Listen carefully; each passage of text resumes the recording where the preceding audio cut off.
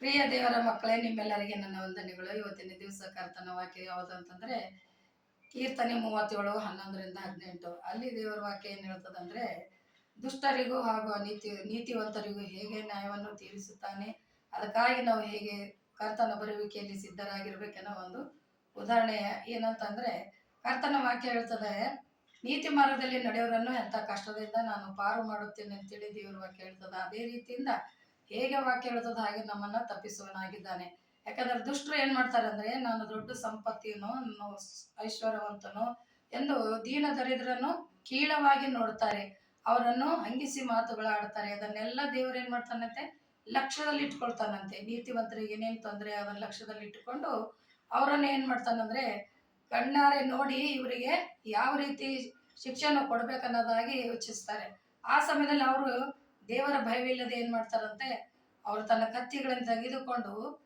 ನೀತಿವಂತರನ್ನ ಹೊಡೆಯಲು ಕೊಲ್ಲಲು ಬರ್ಬೇಕಂತ ಬಂದಾಗ ದೇವರು ಏನ್ ಮಾಡ್ತಾರಂತೆ, ಅದಕ್ಕೆ ಅಪ್ಪಣೆ ಕೊಡ್ತಾರೆ, ತನ್ನ ಕತ್ತಿಯಿಂದ ತಾನೇ ಛೇದಿಸಿಕೊಳ್ಳುವಂತೆ. ಅದೇ ರೀತಿಯಿಂದ ಮತ್ತೆ ಅವರು ಬಾಣಗಳನ್ನು ಧನುಷುಗಳನ್ನು ತೆಗೆದುಕೊಂಡು ಬಂದು ಹೊಡೆಯಲು ನಿಂತಾಗ ಅವರ ಬಾಣಗಳನ್ನೆಲ್ಲ ಮುರಲ್ಪಡುತ್ತವೆ. ಹೀಗೆ ಕರ್ತನ ವಾಕ್ಯದಂತೆ ದೇವರು ನಮ್ಮನ್ನು ತಪ್ಪಿಸಿ ಕಾಪಾಡುವನಾಗಿದ್ದಾನೆ. ಕಷ್ಟ ಕಾಲದಲ್ಲಿ ನಾವು ಮೊರೆ ಇಟ್ಟಾಗ ನಮ್ಮನ್ನು ಸದೂತರನ್ನು ದಯಪಾಲಿಸುತ್ತೇನೆ ಅಂತ ವಾಕ್ಯ ಹೇಗೆ ಹೇಳ್ತದೋ ಹಾಗೆ ನಮ್ಮನ್ನು ಕಾವಿನಾಗಿದ್ದಾನೆ. ಅದಕ್ಕಾಗಿ ನಾವು ದೇವರ ಭಯಭಕ್ತಿಯಲ್ಲಿ ನಂಬಿಕೆಯಲ್ಲಿ ಯಾರ್ಯಾರು ಇರ್ತಾರೋ ಅವರಿಗೆ ಆ ರೀತಿ ದೇವರು ಕಾಪಾಡುವಾಗಿದ್ದಾನೆ. ಹಾಗೂ ಅವರ ಜೀವನವನ್ನು ಲಕ್ಷಿಸ್ತಾನೆ. ಯಾಕೆ ಲಕ್ಷಿಸ್ತಾನೆ ಅಂದ್ರೆ, ಇವರು ನೀತಿ ಮಾರ್ಗದಲ್ಲಿ ನಡೆದಿದ್ದಾರೆ, ಮತ್ತೆ ತಪ್ಪು ದಾರಿಗೆ ಹೋಗ್ತಾರೋ ಇಲ್ಲೋ ಅಂತೇಳಿ ನಮ್ಮನ್ನು ಪರೀಕ್ಷಿಸುವ ದೇವರಾಗಿದ್ದಾನೆ. ಹಾಗೂ ಎಲ್ಲಾ ರೀತಿಯಿಂದ ನಮ್ಮ ಆಯುಷನ್ನು ದೃಢಪಡಿಸುವವನಾಗಿದ್ದಾನೆ. ಹಾಗೂ ಎಲ್ಲ ಕಾರ್ಯಗಳಲ್ಲಿ ನಮ್ಮ ಜೊತೆ ಇದ್ದು ನಮ್ಮನ್ನು ನೀತಿ ಮಾರ್ಗದಲ್ಲಿ ನಡೆಸುವನಾಗಿರ್ತಾನೆ. ಯಾರ್ಯಾರು ವಿಶ್ವಾಸದಿಂದ ದೇವರ ಮೇಲೆ ವಿಶ್ವಾಸ ಇಟ್ಟು ನಡೀತಾರೋ ನೀತಿ ಮಾರ್ಗದಲ್ಲಿ ಅವರಿಗೆ ಒಳ್ಳೆಯ ಬಹುಮಾನ. ಅಂದ್ರೆ ಸಂಪತ್ತು ದುಷ್ಟರಿಗೆ ಎಷ್ಟೋ ಇದ್ದರೂ ಕೂಡ ಅದು ತೃಪ್ತಿ ಇರಲ್ಲ, ಆದರೆ ನೀತಿವಂತರಿಗೆ ಇದ್ದ ಸಂಪತ್ತಿನಲ್ಲಿ ಅವರು ತೃಪ್ತಿಯಾಗಿರುವಂತೆ ದೇವರು ಸಹಾಯ ಮಾಡ್ತಾನೆ. ಹಾಗೂ ಅವರಿಗೆ ಶಾಶ್ವತವಾದ ನಂಬಿಕೆಯ ಮೂಲಕ ಶಾಶ್ವತವಾದ ಆಸ್ತಿಯನ್ನು ಕೂಡ ಸ್ಥಿರವಾಗಿ ನಿಲ್ಲುವಂತೆ ಮಾಡುತ್ತಾನೆ ಅಂತ ದೇವರ ವಾಕ್ಯ ಹೇಳ್ತದೆ. ಅದೇ ರೀತಿಯಿಂದ ನೀವುಗಳು ಇವತ್ತಿನ ವಾಕ್ಯ ಕೇಳೋದಾದ್ರೆ, ದೇವರು ನ್ಯಾಯ ಮಾಡುವಂತ ಸಮಯದಲ್ಲಿ ದುಷ್ಟರಿಗೂ ಹಾಗೂ ನೀತಿವಂತರಿಗೂ ಯಾವ ರೀತಿ ನ್ಯಾಯ ಮಾಡ್ತಾನೆ ಅನ್ನೋದ್ರ ಕುರಿತನ್ನ ಕೇಳಿದಿರಿ. ಅದರಂತೆ ನಾವುಗಳು ದೇವರಲ್ಲಿ ನಂಬಿಕೆ ಇಟ್ಟು ಆತನ ಬರುವಿಕೆಗೆ ಸಿದ್ಧರಾಗಿರೋಣ.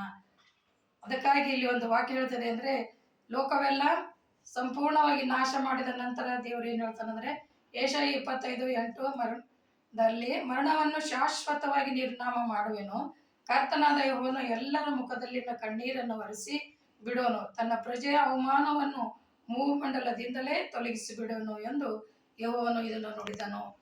ಕರ್ತನ ಏನ್ ಹೇಳ್ತಾನಂದ್ರೆ, ಹೊಸ ಲೋಕವನ್ನ ನಾನು ಮಾಡಿದ ನಂತರ ಸ್ವತಃ ಆತನೇ ರಾಜನಾಗಿ ಆಳುವನಾಗಿದ್ದಾನೆ. ಅದರಲ್ಲಿ ಯಾವ ತರವಾದ ಸಾವು ನೋವುಗಳಿಲ್ಲ, ಹಸಿವೆ ನೀರುಗಳಿಲ್ಲ. ಆ ರೀತಿ ದೇವರನ್ನ, ಆ ರೀತಿ ನಮ್ಮೆಲ್ಲರನ್ನ ತೃಪ್ತಿಪಡಿಸುವ ತಂದೆಯಾಗಿದ್ದಾನೆ. ಅದಕ್ಕಾಗಿ ನಾವು ನೀತಿ ಮಾರ್ಗದಲ್ಲಿ ಯಾರ್ಯಾರು ನಡೀತಾರೋ ಅವರಿಗೆ ಆ ಭಾಗ್ಯವನ್ನು ಸಿಗುತ್ತದೆ. ಆ ಭಾಗ್ಯವನ್ನು ಸಿಗುವ ಹಾಗೆ ನಾವು ಪ್ರಯತ್ನ ಮಾಡೋಣ.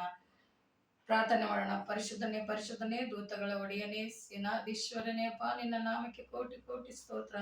ಇವತ್ತಿನ ದಿನದಲ್ಲಿ ಕರ್ತ, ನಿನ್ನ ವಾಕ್ಯದಲ್ಲಿ ನಾವು ಕೇಳಿದ್ದೇವೆ ಕರ್ತನೆ, ದುಷ್ಟರಿಗೆ ಯಾವ ರೀತಿ ನ್ಯಾಯವಾಗಿರ್ತದೆ, ನೀತಿವಂತರಿಗೆ ಯಾವ ರೀತಿ ನ್ಯಾಯವಾಗಿರ್ತದೆ ಅದನ್ನು ತಿಳಿದುಕೊಂಡು ನಾವು ನಿನ್ನ ನೀತಿಯ ಮಕ್ಕಳಾಗಿ ಬಾಳುವಂತೆ ನಿನ್ನ ಆಶೀರ್ವಾದ ನಡು. ಕರ್ತನೆ, ನಿನ್ನ ಒಂದೇ ನಾಮದಲ್ಲಿ ಬೇಡಿ ಹೊಂದಿದ್ದೇನೆ ರಕ್ಷಕ, ಆಮೇನ್.